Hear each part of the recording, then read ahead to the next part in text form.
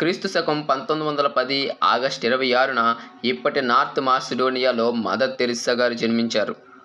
జన్మించిన మరుసటి రోజే బాప్తిస్మం పొందినందున ఆగస్టు 27న తన అసలు పుట్టినరోజుగా భావించేది. చిన్నప్పటి నుంచి ఆమె తల్లి ఆమెను యేసుక్రీస్తు గురించి, ఆయన సేవల గురించి చెప్పి పెంచేవారు. అందుకు ఆమె తన జీవితాన్ని సేవకు అంకితం చేయాలని నిర్ణయించుకుంది. 18 ఏళ్ల వయసులో ఆమె సిస్టర్స్ ఆఫ్ లొరెటో అనే బృందంలో చేరింది. అక్కడ ఆమెకు సిస్టర్ మేరీ తెరిస్సా అని పేరు పెట్టారు. 1929లో భారతదేశంలోని డార్జిలింగ్కు వచ్చి మిషనరీగా ఆమె శిక్షణ పొందారు.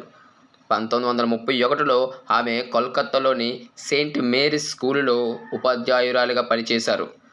అక్కడ పేద పిల్లలకు చదువు చెప్పేది. కానీ వీధుల్లో ఆకలితో, రోగాలతో బాధపడుతున్న ప్రజలను చూసి హృదయం కరిగిపోయేది.